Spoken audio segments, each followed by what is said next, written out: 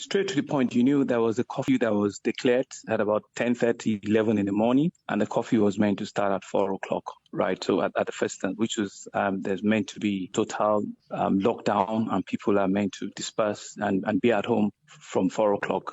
That was the instruction that was broadcast. So at about 6 o'clock or thereabout, several appeals. When we realized that the Protestants at the toll plaza were still there, there were several appeals, from civil society, some of the parents, that we should extend the curfew time because some of them are insisting that, well, they want to go home now, or they don't want to go, but that we should just extend the curfew time. And so we graciously, communicated thereafter that, the curfew will be extended till 9 p.m. before we get the security operatives out.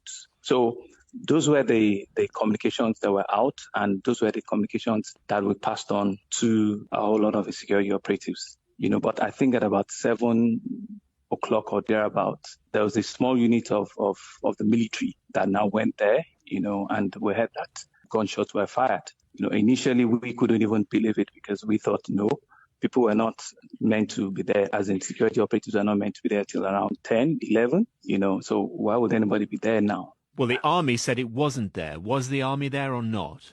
I think the footage shows that they were military. I think the footage shows that. I wasn't there myself, but I think the footage, some of the things people got on camera showed that they were. Why is the army denying it then? They don't report to me, and I wouldn't know why. The instructions were that they shouldn't be there until around 10 p.m.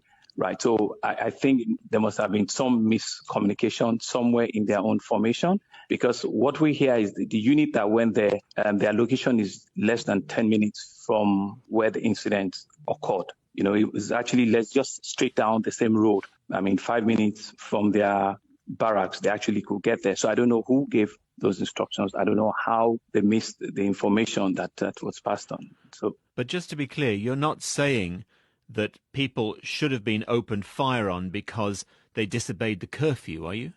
Absolutely not. There are no instructions to that effect. They couldn't have been given. I'm not party to that. I would never instruct people to open firearms on Protestants whatsoever.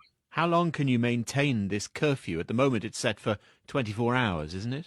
Well, no, that's at first instance. The whole city it's really up, and there's a lot of destruction this morning. There's a whole lot of, so I don't know for how long, but we will be reviewing on a daily basis. There's a lot of disruption, you say. How would you describe the current situation? Yeah, it's very tense. It's very disturbing. It's extremely very tense. It's a very, very unfortunate situation we found ourselves. We made every effort, and the reportage was clear over the last 4-5 days, to get the Protestants to join the panel of inquiry, to get the Protestants to form some conversations on the table where we all agree that the points that they've made are very clear. All of us are in support of it, but we needed to move the process of now ticking the box. We needed to move it forward.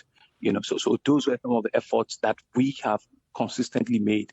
I've been appealing, to them that there's a whole lot of livelihood of people that have been disrupted. People could not access their businesses. We're just coming out of a pandemic. Businesses, daily wage earners, there's no way they could get to work. Yes, you have all of the rights, and we've accepted, and we're with you on this. But please, let's draw some timelines, and let's give peace a chance so that we'll give government some time to be able to implement one. I think it was just only one item that was on their ask.